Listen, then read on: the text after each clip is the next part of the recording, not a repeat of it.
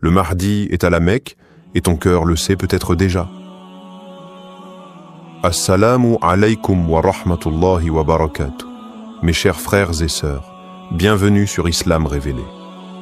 Aujourd'hui, je ne viens pas vous parler d'un concept théologique lointain. Non, je viens vous secouer doucement mais fermement le cœur. Depuis quelques jours, des murmures circulent. Non, ce ne sont pas des rumeurs banales. Ce sont des frissons, des âmes réveillées, des signes discrets.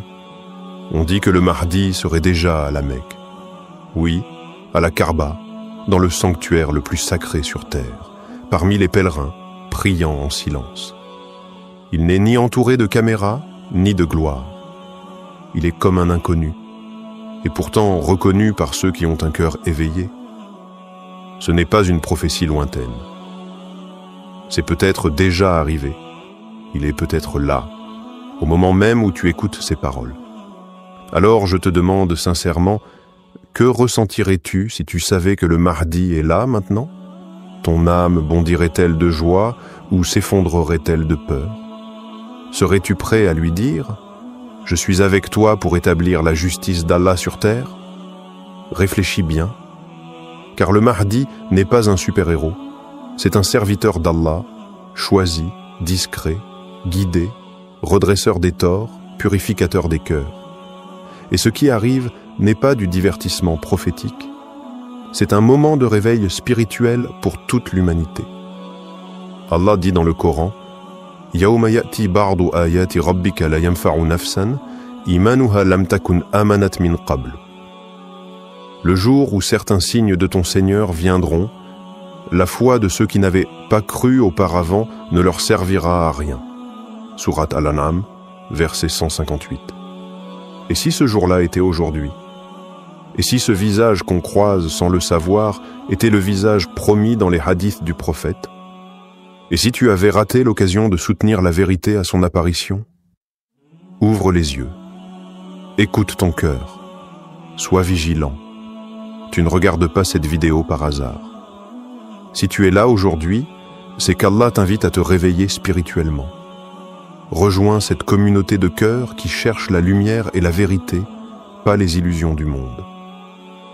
Abonne-toi maintenant à Islam révélé, car chaque vidéo est un rappel, une flamme pour ton âme. Active la cloche pour ne rater aucun message inspiré de la sagesse divine. Et en commentaire, écris cette phrase « Mon cœur est prêt pour le Mahdi », pour que ta foi soit inscrite parmi ceux qui se lèvent avant que le monde ne s'effondre. Frères, sœurs, ce monde touche à sa dernière page. Le Mahdi n'apportera pas des illusions, mais le retour de la justice, de la pureté, de la lumière d'Allah. Et tu en fais partie. Alors, reste avec nous, car dans les minutes qui suivent, nous allons te révéler ce qui se passe en ce moment même à la Mecque. Et ton âme ne sera plus jamais la même. 1. L'arrivée silencieuse entre l'anonymat et la révélation. Quand Allah décide d'élever un homme pour accomplir une mission divine, il ne le fait pas dans le tumulte des projecteurs, ni dans les cris des foules. Il le fait dans le silence sacré de sa sagesse, dans l'humilité, loin des regards, comme il l'a toujours fait. Le Mahdi ne viendra pas avec des bannières. Il ne tiendra pas un micro. Il n'annoncera pas lui-même sa venue. Il sera reconnu par les cœurs sincères, les gens de science éclairés, ceux qui connaissent les signes et qui ne cherchent pas la gloire, mais la guidance. Et c'est exactement ce que rapportent les hadiths authentiques.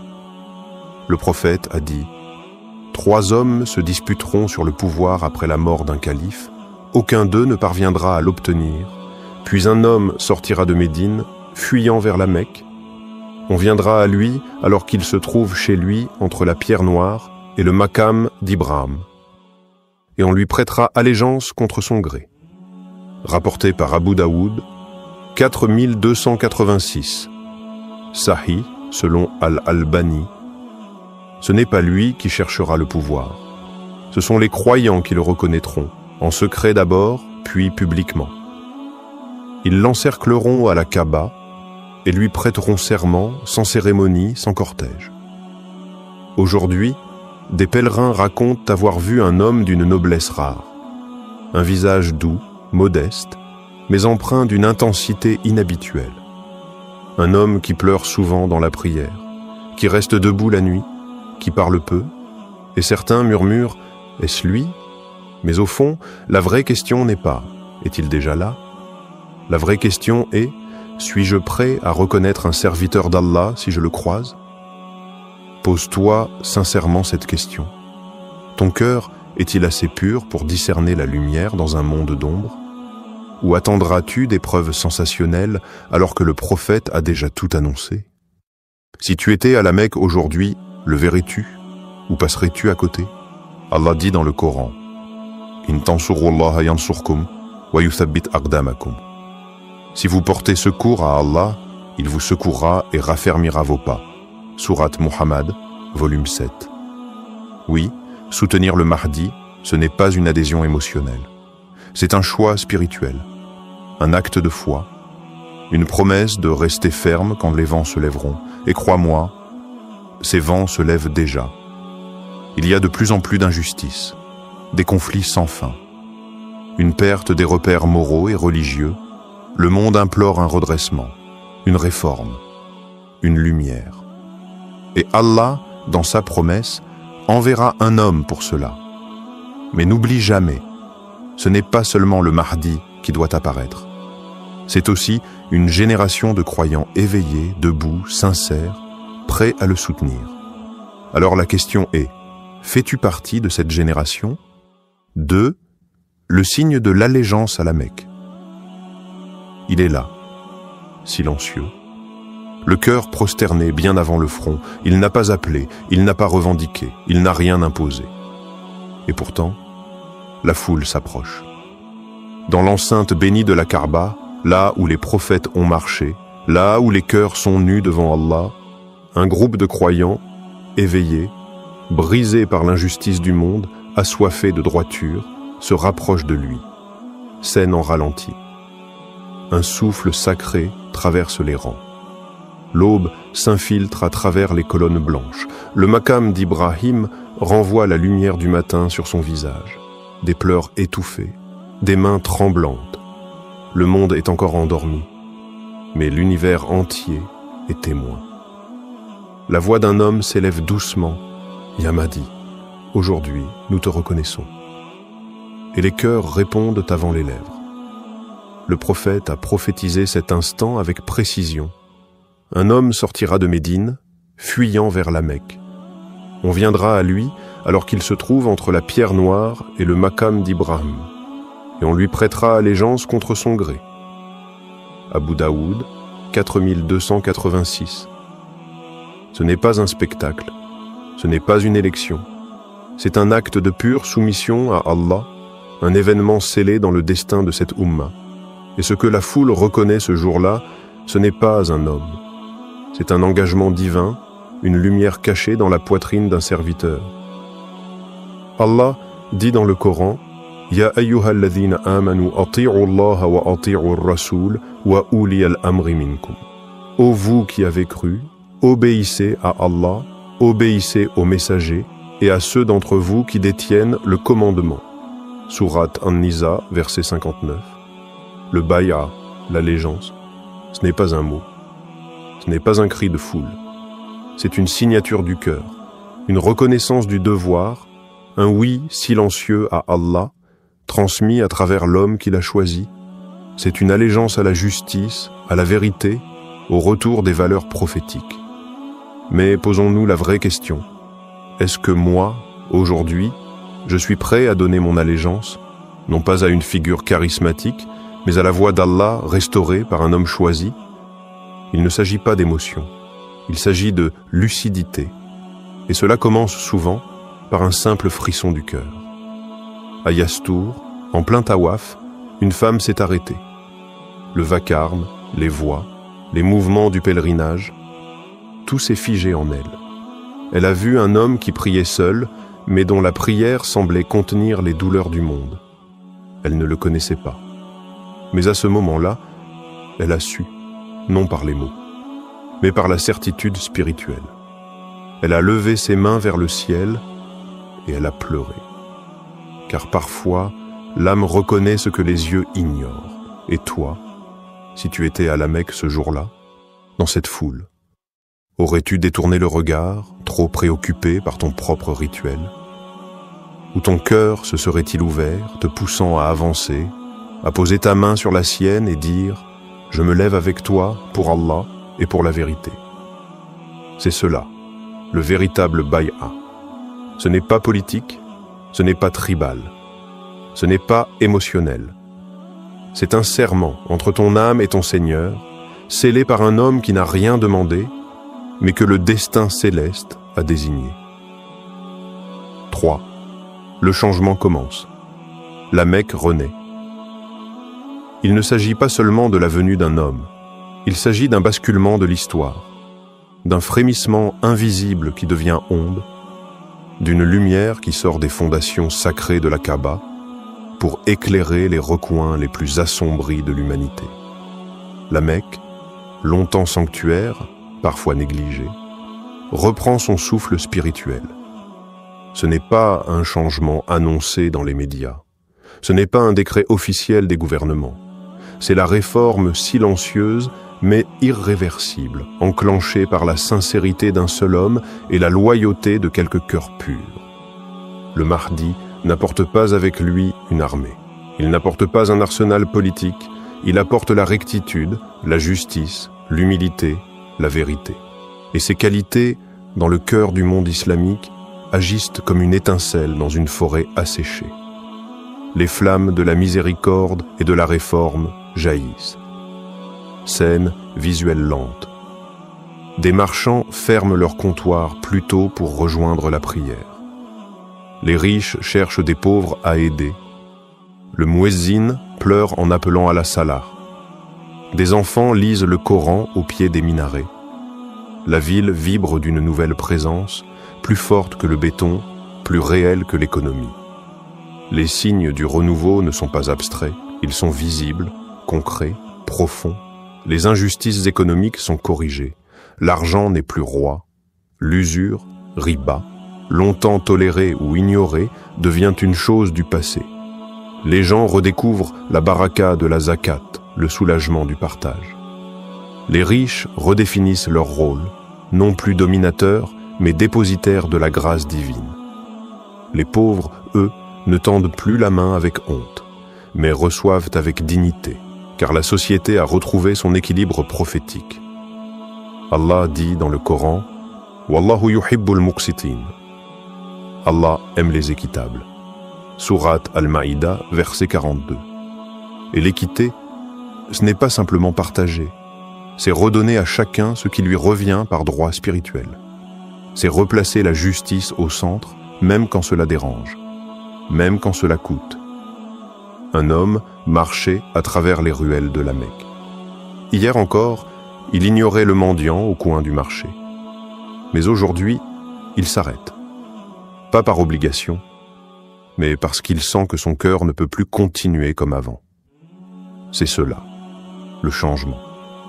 Il est viral, mais sans virus. Il est contagieux, mais pur.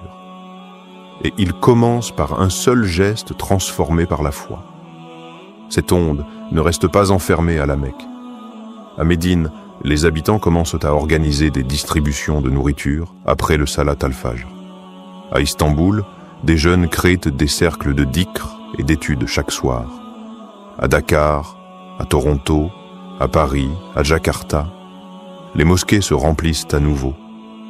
Mais cette fois, pas pour le statut social ni pour l'habitude. Ils viennent par amour, par conscience que le monde change et qu'il faut en faire partie.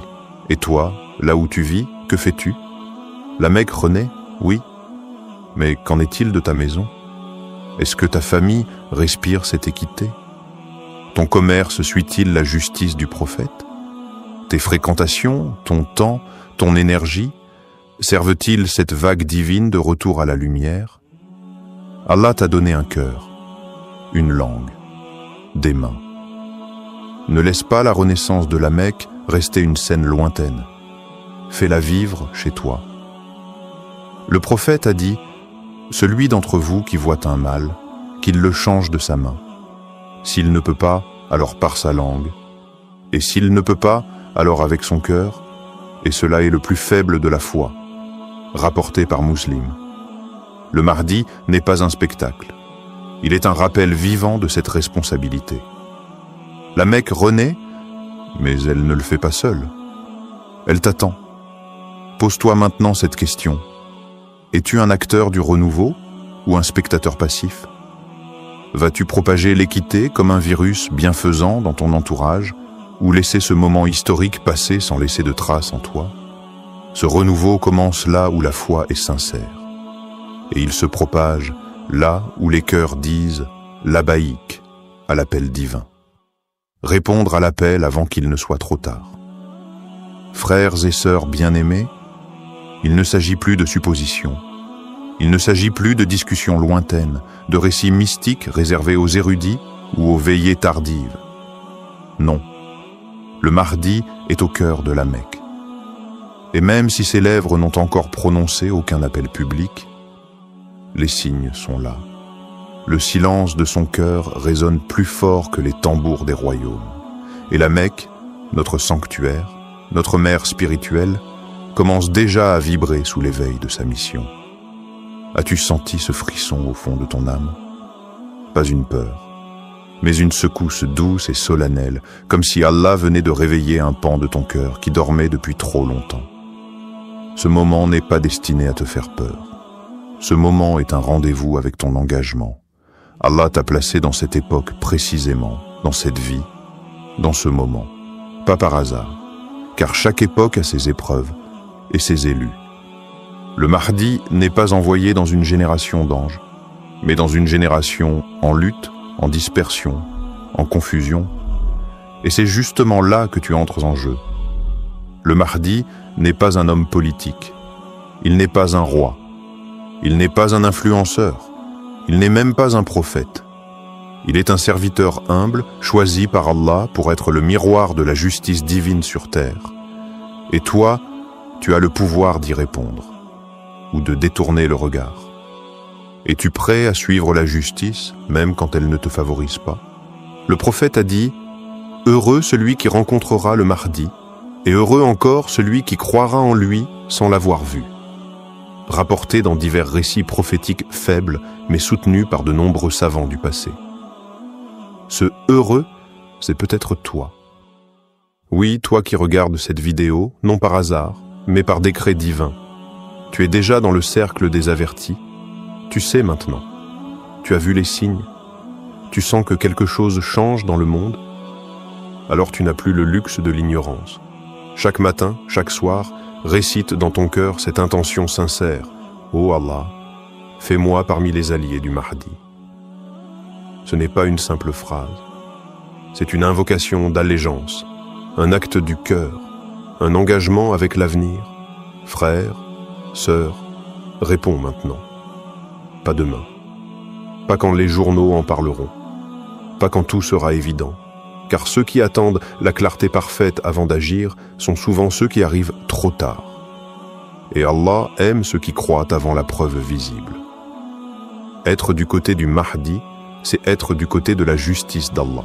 C'est choisir l'intégrité dans un monde qui préfère le compromis. C'est dire la vérité dans une époque où elle coûte cher. C'est faire le bien même quand personne ne regarde. Et si un jour, ton cœur entend l'appel et que tes yeux croisent ce visage dans la foule et que la Kaaba est témoin de ton allégeance, alors sache que ce n'est pas un moment, mais une destinée que tu embrasses, une promesse entre ton âme et l'Éternel. Le monde change. Mais ce n'est pas un effondrement, c'est une naissance. La naissance d'une justice prophétique, d'un renouveau islamique, d'un espoir universel. Et chaque acte que tu fais aujourd'hui détermine de quel côté de l'histoire tu seras demain. Récite chaque jour, à voix basse ou dans le secret de ton cœur. Ô Allah, fais-moi parmi les alliés du Mahdi. Et dans les commentaires, écris avec conviction « Je suis avec la justice divine ». Que cela soit ton témoignage public d'intention sincère. Abonne-toi à cette chaîne Islam Révélé, car chaque vidéo ici est une lumière, un rappel, une préparation à ce qui vient. et partage cette vidéo à ton entourage. Pas pour nous, mais parce que tu ne sais pas qui, autour de toi, attend ce signal. Allahumma ja'alna min ansar al-Mahdi, wa a'na ala nusrat al-haq, wa ja'al qulubana mutayaqqidha hina yadhhir, wa tawaffana ala al-islam wal-iman. Amin. Ô Allah, fais de nous les soutiens du Mahdi, aide-nous à défendre la vérité, garde nos cœurs éveillés à son apparition et fais-nous mourir dans l'islam et la foi. Amen. Rien ne sera plus comme avant, mais si tu choisis la lumière, tu seras toujours là où Allah veut que tu sois. Assalamu alaykum wa rahmatullahi wa barakatuh. Et que la justice d'Allah t'accompagne jusqu'au dernier souffle,